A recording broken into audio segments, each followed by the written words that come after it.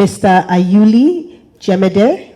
He is a corporate and commercial lawyer with over 20 years of experience. He has expertise in the areas of infrastructure, public-private partnership, oil and gas, finance, capital market, real estate, and construction. He earned his Bachelor of Law degree from the University of Benin, Nigeria in 1987, a Master's of Law from Northwestern University in 2007, and a postgraduate certificate in Business Administration from IE Business School, Spain in 2007.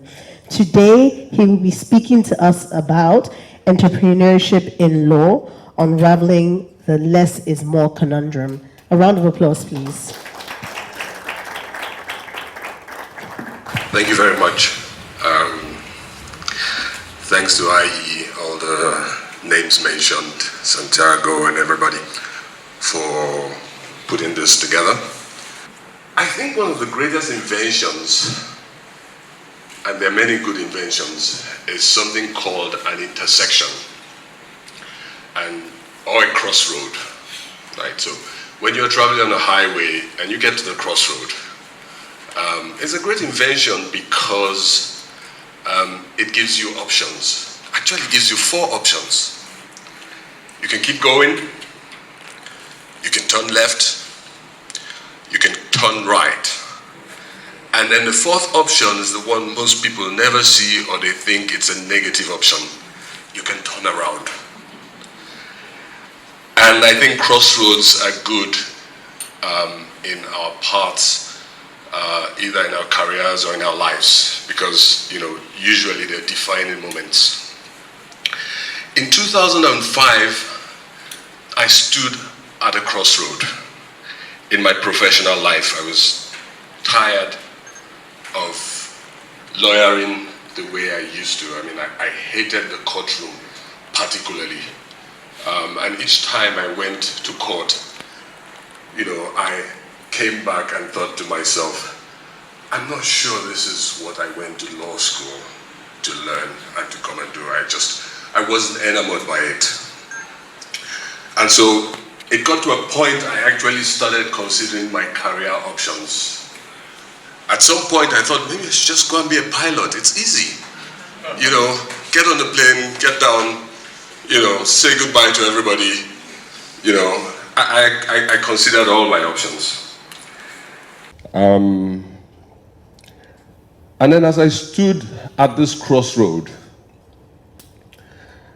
I had the 4 options. Keep going straight, which means just keep doing what you're doing. You don't have to enjoy it. Just do it. People do things because they have to. They don't have to enjoy it. I had another option, which was to turn right, go into a partnership with people who provide full service. Some other people can be doing the litigation, and then you can, man the corporate desk. I had another option, which was to turn left. Just stop being a lawyer. Find a new profession. You're a versatile person. There are 10 other things you can do. But I took the 4th option, which was to make a U-turn. A painful option because it was like starting all over again. But that's the option that helps you to reinvent most times. So I turned around at this crossroad, I reinvented, and I founded a firm called Detail Commercial Solicitors.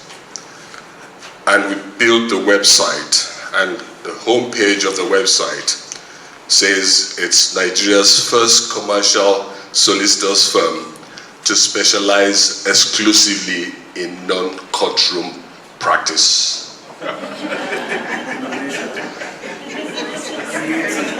We don't do litigation. We just don't do it. This is what we do. This is what we don't do. I think the most important thing for young lawyers at this point in time is to find expression, right? You just have to know what makes you happy, what drives you, what you're passionate about, and try to grow your knowledge in that area and key into that area. I think once you find expression, you will find depth. And once you find depth, you'll make money. I think that's the key thing. I remember one particular day I was at home, trying to do a financial accounting assignment. And I have been struggling with it all night, trying to balance the books. And early in the morning, about 5 a.m., I think I finally figured it out. And I started screaming in my room, "It balanced! It balanced! It balanced!" I was screaming. And everybody woke up and said, "What's going on?" I said, "Just balance the books." That's the rigor that I had to go through to try and understand numbers, and it's paid off today. Two other things in relation to less being more, and these are two case studies that incidentally I picked up while I was at IE. It's the case study of Ferrari and Toyota, and how Toyota makes more cars, but Ferrari makes more money making less cars. And at that time, it came home to me that I was probably doing something that was right. And then I stumbled into a case study, also at IE, we had a case study on a firm, an American firm called Wachtel. And Wachtel is a firm in New York, has only one office, doesn't do everything, doesn't provide full service, has 230 lawyers, which is small to mid-size by American standards. But year in, year out, their partners earn almost the most. They're in the top 3 in terms of partner earnings. They're in the top 3 in terms of revenue. They're usually in the top 3 in terms of what they pay their associates. So I think the key thing is, I learned that you should find clients that are willing to pay for value.